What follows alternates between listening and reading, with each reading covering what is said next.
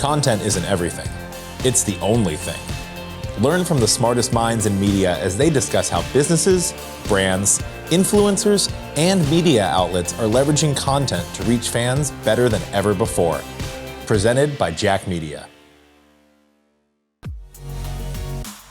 Today on the Media Mindset, we have a multi-talented creative, and that is Kenrick Prince. Kenrick, thanks so much for joining us today. Thank you for having me. So for folks who aren't familiar with your work, and we'll have some links there and descriptions in the episode description where folks can learn more about you, give us a little bit of your background as a filmmaker and writer up to where we are today. Wow, that's a long one. So originally from the Bahamas, my first foray into television was acting in a milk commercial for Borton. I was 7 years old. And it was my first time on a set. It was my first time seeing lights, cameras, and I was a spokesmodel. So, did you have a line in that milk commercial, or did you just have to like drink it and pretend like you were refreshed or nourished? Well, I had to pretend I was refreshed and nourished. I don't even drink milk now, actually. But, oh, wow. But he was a great actor. Did you have to make the mustache happen? Because that was back in the day. I didn't have to make the mustache happen. I had to talk to my mom, and then she gave me some milk, and I had to go, good. Which is a reaction no one's ever had from drinking plain milk. No. The reaction's been, this is fine. Yeah. As a Midwesterner, I thoroughly disagree, but go on. No, milk is really good. Milk is great. This podcast brought to you by the Milk Council. I'm absolutely kidding. Lord have mercy. Yeah. So that was the first time I was on a set. And then my father owned a production company. So I kind of grew up in editing rooms and on sets and TV shows. And like, my father went to do some job in Ecuador, like when I was 15, and this company called Echo Unlimited, which is a fashion brand, they had they were headquartered, well, they had a post in the Bahamas, and they were like, we want to do a show where it's like, Bahamas Got Talent, and it was a show of like people are rapping and singing and doing all these things. And they were like, can your dad do it? And I was like, oh, he's in Ecuador. I was working in his office at this time on summer break. I was like, he's in Ecuador. He's not going to be available. And they were like, well, can you do it? And I'd never done anything like it in my life. And I said yes. You were 15 at the time? I was 15. So you had all the confidence and none of the experience. It's a perfect combination. Yeah. It's kind of crazy. And it was crazy because I didn't realize I was learning so much from being around my dad and observing so much. And I knew exactly what to do. Like immediately I hired a crew. I was telling people what to do. And I was just like, oh, this seems easy, natural. And so we did a show that aired on television. And I was 15 on summer break, making a lot of money. Could use some of that money right now. But after that, I went to school, and then I was like, I think I want to be an editor. I think I want to be a producer. I'm not sure. I was like a teacher's assistant in college and was working with editing and helping kids get their grades better. And then I kind of stumbled upon directing because I did a workshop. I did a bad film. So my first film in college, which I won't even give you the name of. I'm sure we can Google it and find it with enough research. You can Google it and find it. You will never see it. You'll see the traces of something that existed once upon a time, but you will never see it. All right, so that was your first film.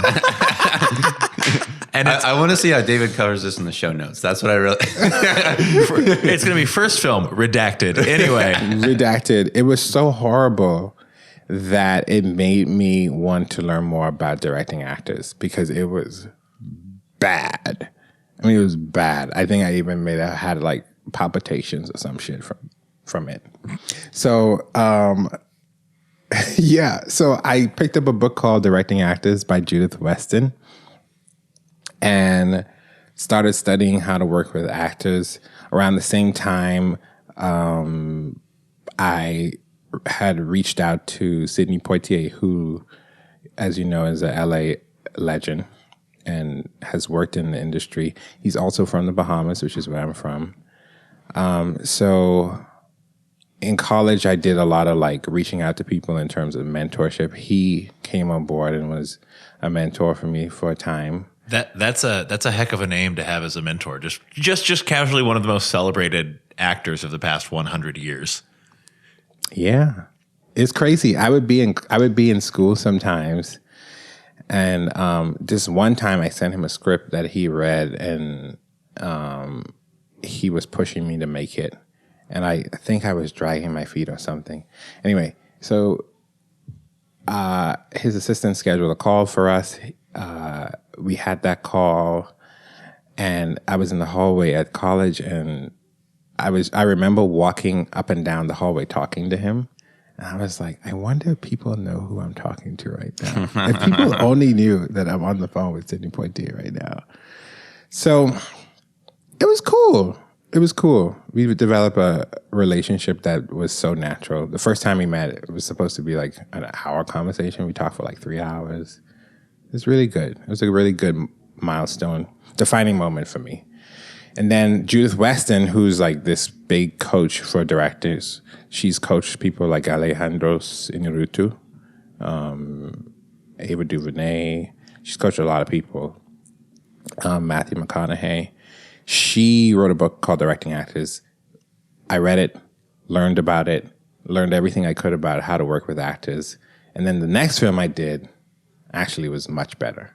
And I was like, okay. But in the process of learning all these things about actors, I realized that I wanted to be a director because it was so challenging to figure out how to convey human emotions through acting and making it believable. I'm still working out how to convey human emotions just in my daily life. So maybe I can get some pointers from you after this. You got to have an objective. That's the first step. But anyway, it opened up a whole new world. And I remember doing this workshop with her, and I was just like, oh my God, I think this is it.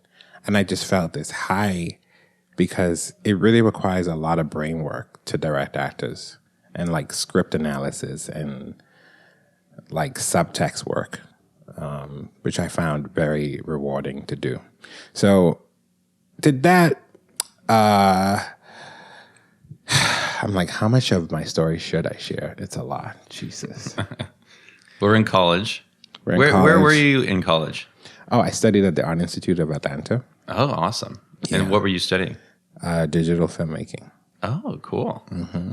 But it's crazy. Like, people talk about college. I get it now. I really learned a lot of the things that I feel great at outside of college, actually. So during college, I was the only student who was like doing workshops on top of college. I wasn't even in school. Like, I was like in New York. I was in other cities turning in my assignments, from a different location. But I was in workshops, like learning as much as I could because I felt like I wasn't getting what I wanted. Mm-hmm. So that's college. Anyway, after college, moved to New York. Long story short, to apply for asylum. Got asylum in 2012. And then I kind of restarted again and just went down the producing path, even though I had all this experience writing and directing. And worked at ad agencies. I worked at NBC Universal. And then after NBC Universal, I kind of like took a leap and I was like, I think it's time for me to get back to what I really care about, which is writing and telling stories. And funnily enough, while I was NBC producing, everybody was asking me for like creative input. So I was like, I should just do this. Anyway, so wrote a film called Gema, which is a postmodern Guess Who's Coming to Dinner. And that film then got picked up by HBO. And now I'm here talking to you. I want to dive a little more into Gema because that was the shortest, most cursory description of the film I've ever heard. And I know you've talked about it ad nauseum and you've been interviewed about it and it's been written up online. My first exposure to Gema was in 2017, shortly after I met you, and it was at the Bushwick Film Festival. Yes. And I believe it was a judge's jury selection at the Bushwick Film Festival that year. It won the Audience Choice Award. Okay, so it won the Bushwick Film Festival, basically. All right. And a postmodern Guess Who's Coming to Dinner is, I think, an apt description, but also maybe not necessarily specific enough for folks who haven't seen it. It's a short film, for one, and there's a lot in it. It takes place in a single room. And there's a lot in there. So unpack, if you don't mind, a little bit about how that film came together and the format you ended up utilizing for it, as well as some of the opportunities that opened up for a lot of people who were involved in the film, which is, I think, very noteworthy these days. Yeah. So, So that film was not even that film when I first started. When I first started, I was attempting to be boring.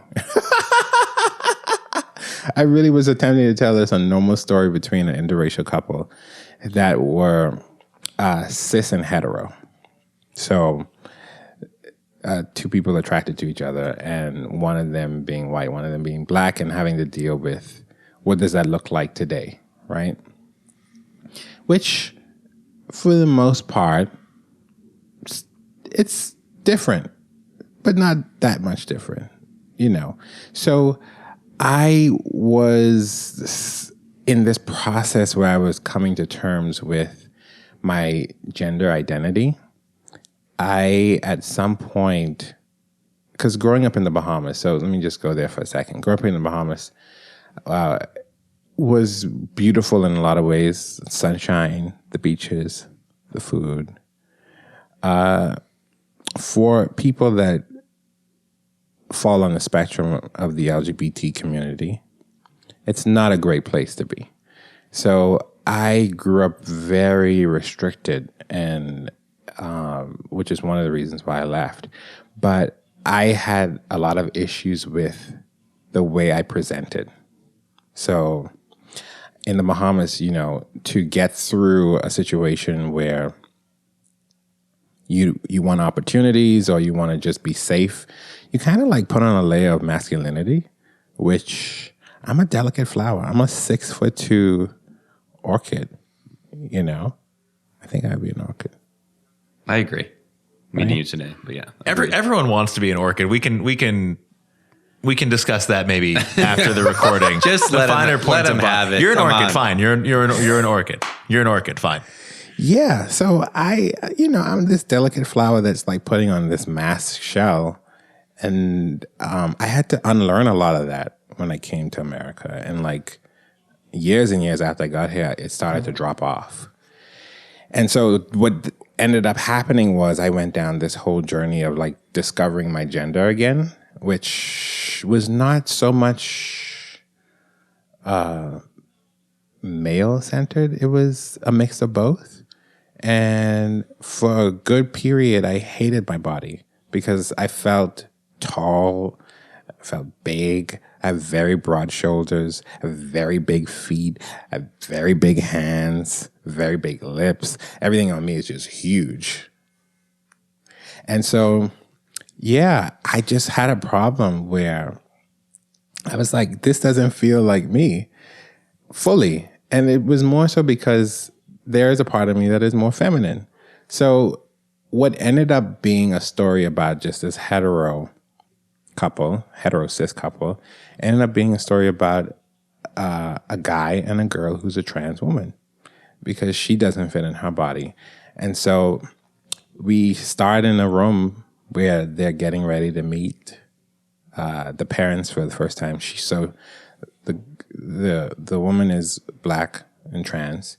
The guy is white. And they're getting ready to meet his parents. And they're getting ready to meet his parents for the first time. He has not told his parents that he's dating a trans woman. And if you look at her, she doesn't necessarily come off as, oh yeah, that's a trans woman. She could be passable. So they had a conversation that he would at least give them some kind of heads up in case it ever came up. He did not do that, and decided that he would just allow these parents to meet her for the first time and create their judgments of her without his input, which for her doesn't really jive that well because for her, everything is about safety, right? And the more people are aware of who she is, the safer she feels, right? So the film is about this interaction of her realizing that he didn't tell her parents and him realizing that he's really actually afraid of the situation. And by the end of the film, you don't even know she's trans until the very end. So it's just a normal couple having a conversation, and then he tells her to adjust her padding, which is the bra section, because he wanted her to look more feminine by adding a little pad to the bra. And so in that moment, she takes off everything. So the wig comes off, the clothes come off, and you really see that, oh, this is not a genetically born woman. This is someone who was genetically born male. But she's trying to accommodate her lover and trying to make the best out of the situation. So for a lot of people, they have this aha moment at the end where it's communicating that everybody goes through the same anxiety meeting the parents for the first time. But I think when it comes to trans people, we don't have any stories about them. We don't know. We have all these imaginary stories about what they might feel like or be facing, when really their stories are our stories. And they are experiencing the same things that we are. And so it kind of just gave color to that. But more importantly, because you don't know she's trans until the end, and people are really shocked and they feel tricked and betrayed, which was my goal. I wanted to trick them. Like any good filmmaker, you want to just deceive. I wanted to deceive them, hidden in plain sight. What was communicated through the film for me, and what I wanted to say by the end of this, and with people having the revelation that she was trans, is we are more than our bodies. And I think for me, in that year of me doing my whole gender journey discovery, I got to a point where I was just like, okay, I can't hate my body anymore because this is not productive. But I kind of rose to a higher idea, which is I'm more than this. And that was what I wanted to say in Gema. What was the initial reception? Obviously, it had a level of success on the festival circuit. It was picked up by HBO. But when you go about starting to market something like that, finished product, you have the film, it's cut, it's edited, colored, it's good to go. Were those conversations difficult? Did you have trepidation about those conversations because of the subject matter, because you were talking about it was a film examining gender identity and issues in that realm? Did that kind of affect your pitch? It did. It's so funny. I had some friends who were on it working with me in different capacities. Some were producers. Some were people who were in marketing as well. And everybody kind of was pointing to the obvious of let people know right away it's trans and we need to market it in the log line. The log line needs to say this trans woman and all these things. And so my time at NBC, which was really a mix of a lot of experiences, but I got a chance. So I worked on the marketing team, and I also got a chance to do a little bit of development. And so I had marketing wherewithal, and everybody was pushing me to push the trans, and I decided no. And I just was like, no, let that be something people discover. And let's just present this as a plain story, because it is. Now, I do want to also talk about one of the stars of Gema. Yes. MJ. I forgot to say that. It's so I was that's why we had that awkward silence. I was looking at you. I was like, Kenrick, when you? No, I'm kidding. It's interesting because that film, it was filmed in 2016. Yes. I saw it in 2017, so it was kind of hitting the festival circuit around 2017, throughout 2017, let's call it. And then MJ, who starred as the trans woman in Gema, has reached several new heights of fame and visibility, let's call it. And talk a little bit about that, and talk a little bit about the impact you think that has had on the discussions of and representation of trans people, non-cis people, maybe in mainstream American media, television, things like that. Yeah. So MJ. I just talked to her yesterday. She's everywhere. She's everywhere. She's in Los Angeles right now, being famous. But that was very much not the case when you started filming. No, it was not the case. So I met MJ in 2016, and she auditioned, and immediately I was like, this is the person. I was like, I didn't even have one hesitation about it. And it was a rough time. Like for her and for me too, it was a rough time. I would say we both had a lot of talent, but wasn't quite getting the opportunities to show what that was. And I think we met each other on that level. But yeah, MJ 2016 versus MJ now is just like, it's kind of crazy. I remember having the first conversation with her when we were in casting. This is maybe right after I told her she got the role. And, I presented the script to her and she loved it. And I said, I want you to collaborate with me on this and, make sure you put your perspective in as a trans woman. Because my goal is for you to be seen as a human, like anybody else. And so we started off with just the intention of that and started dialogue. But I was like, I want people to see you for who you really are. So at that time, nobody knew, one, that Gema would turn out that great, first of all. With film, it's like, it's a gamble. As your first film in college, name redacted, illustrates. Pretty much. It's a gamble. You could hit bullseye and you could miss it. And luckily we hit bullseye, but at that time, nobody knew it would be on HBO. And it was the first role that MJ had on television. I'm so happy to say this. Wow. That she was a leading role.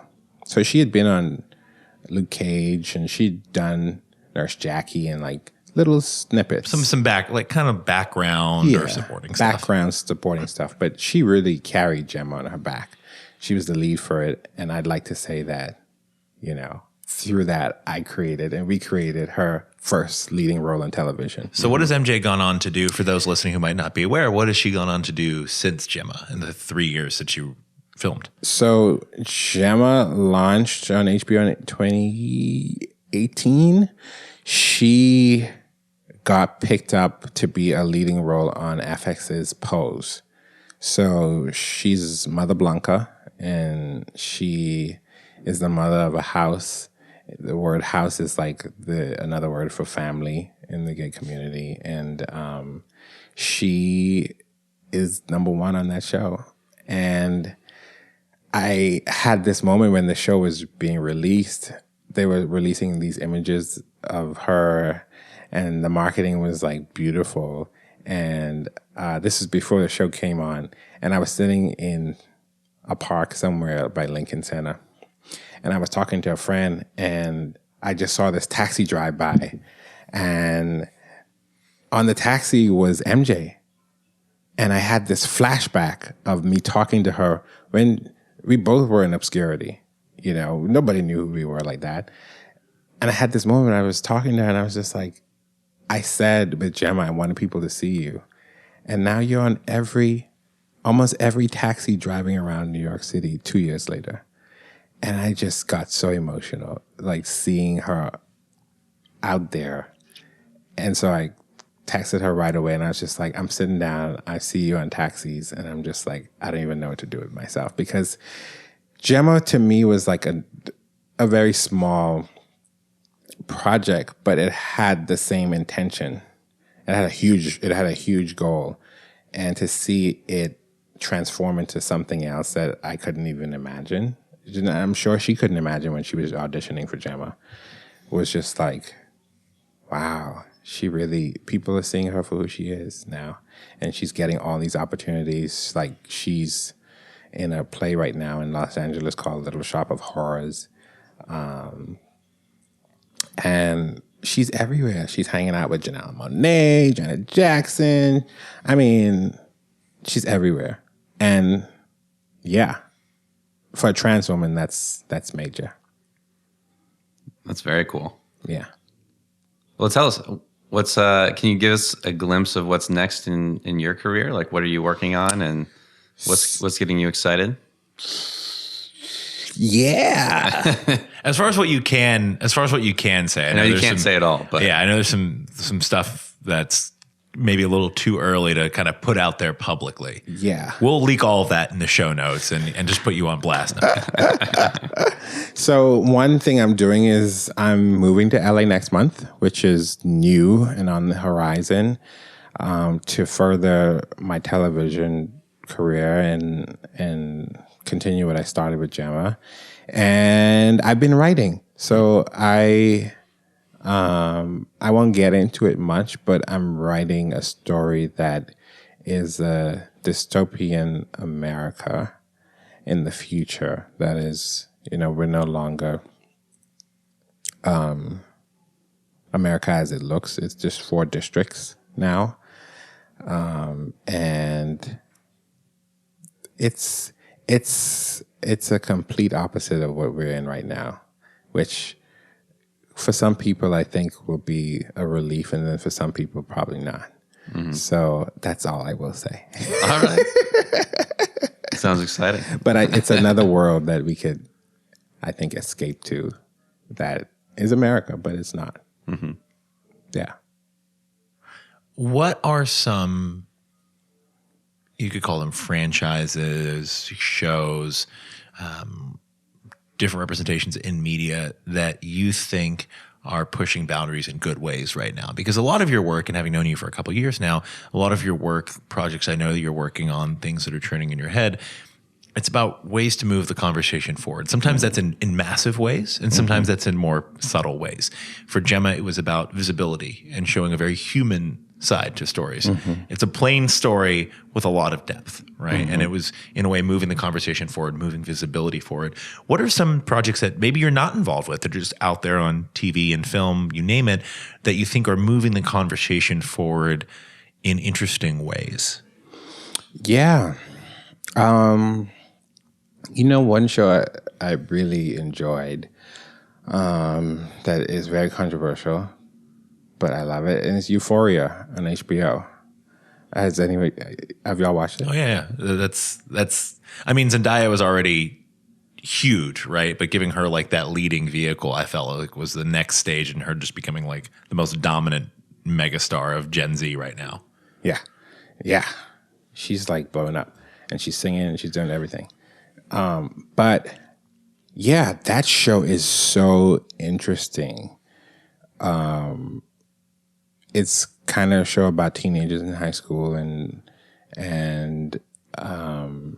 we see that what their world looks like, which is a lot more accepting and open and fluid than our generation, I think. I think it's good to show that, because I had this moment where I was like at a party with like 21-year-olds at some point, like 2 years ago. And I was like, wow. Like, everybody's just hanging out. There's like a trans person here. There's a gay person here. There's a straight person here. There are no divides in this generation. And it's just like so cool to see that represented on TV. Just a bunch of young people sharing memes. Yeah. That's just what the kids like these days. Pretty much. Yeah. And I love the conversation that it's bringing up around drugs, because on the surface it's about drugs, but I think underneath Euphoria is, the subtext that I get from it is that we all have something that we go to soothe discomfort. It could be cocaine. Some people, it could be, muffins and apple pie. And I like that this show examines what that looks like in a way that is broad, and young and fresh and new. And I think the ideas that are in it are interesting. Another show that I have really enjoyed is Succession on HBO. You and the rest of America. I'm the only person in America who hasn't Are watched you that serious? show. Yeah, I understand what it was like to. So when Game of Thrones was becoming really popular years ago, Yeah. and everyone was watching it, and there were those few holdouts. We all had those friends who like weren't watching it, and they were purposely avoiding like the media zeitgeist. That's me right now. I know that feeling right now. You should watch it. It's interesting to not be to not be privy to something that's just so dominant in media culture right now, right? It's just like this realm of content I'm just choosing not to learn anything about. It's interesting. It's interesting because you learn things about not being part of a conversation. How do you feel though? Like, do you feel left out? No? Well, I always feel a little left out. I mean, just generally. Okay. I hang out with you sometimes and I'm just like, I'm not sure if I should be here. Why? I'm kidding. But it is interesting because we talk about, I do want to point out that like, it's an example of something that's just this phenomenon and a lot of people are watching it. But at the same time, as far as we create visibility or move the conversation forward in certain ways, certain representations on film, in this case, and on TV, just a rich family on TV, as opposed to like a member of the trans community. There are slices of America, whether it's just being a curmudgeon like me or being someone who just doesn't want to watch something for quote unquote like ethical reasons or moral reasons. People do dissociate themselves and remove themselves from the population that is viewing this content. Just as much as we want to create conversation and put different characters on screen, people choose not to view that content, to not take part in that visibility. And I think the more controversial, quote unquote, the subject matter, or the more progressive, quote unquote, the subject matter, sometimes the more those divides become very clear and people remove themselves from those conversations. I think Succession's maybe a bad example of that because I'm just being a curmudgeon and I have like no real reason to remove myself from that. But for films like Gema or shows like Pose, there's probably people who just choose not to view that because they don't have interest or they have moral, or they don't want to watch it for moral reasons or whatever. So it is interesting because as much as we move the conversation forward, and I'm kind of going on and on about this, it's not just what we represent, but who is willing to watch and what is normalized to watch. Yeah. No, you're right. Yeah.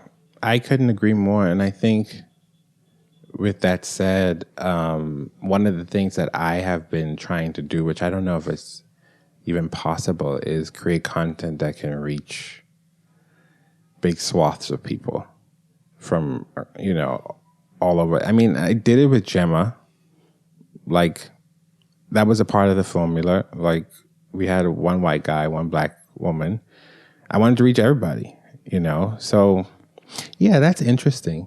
But you can't get everybody, though. No, and I think it just creates another burden for creators because you can kind of predict which audiences might, whether they're just not interested because they don't see anything that they relate to in it, or they choose not to watch something because they don't want to be associated with it, or as someone who watches it.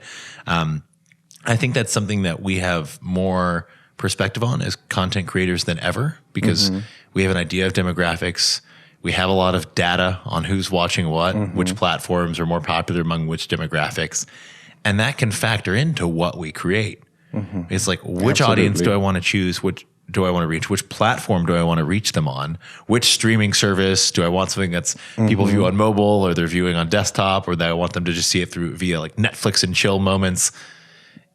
I think it adds some more layers to how we formulate what we create and the work we want to put out there. Yeah. Yeah. I mean, it could be a good thing. Yeah. But yeah, like Succession, like I think there's this idea of like, I know my first hesitation was, I don't want to watch a show about a bunch of rich white people. No, thank you. And that's what Game of Thrones is, right? You're Different right. era, but Different era. They're British. But what I like about this show is that you see these people who have a lot of power and a lot of privilege. And to me, It's communicating something I've always believed. Like, everybody thinks the grass is green on the other side. And you have this family that you realize is rich, but at what cost? And just because someone has money doesn't mean they're happy. And I think that, to me, is an important part of moving the conversation forward, like, to see that, richness doesn't necessarily equal happiness. Richness in terms of bank account. So I think shows like that are moving the conversation forward, even though it's a bunch, of rich white people. All right. Well, Kenrick, thanks so much for joining us today. We've come up toward the end of this recording, but I do want to ask, where is the best place for people to keep track of what you're doing and to keep up to date with work you're putting out and projects that you might be announcing over the coming months and years? So people can find more current stuff on my social media. So if you follow me at Kenrick Prince, that's at KenrickPrince.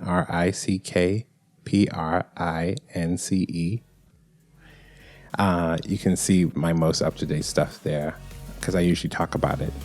And then if you go to kenrickprince.com, that should have updates as well. So that's how people can find me. Well, fantastic. Kenrick, thanks so much for joining us. Thank you for having me. Thank you.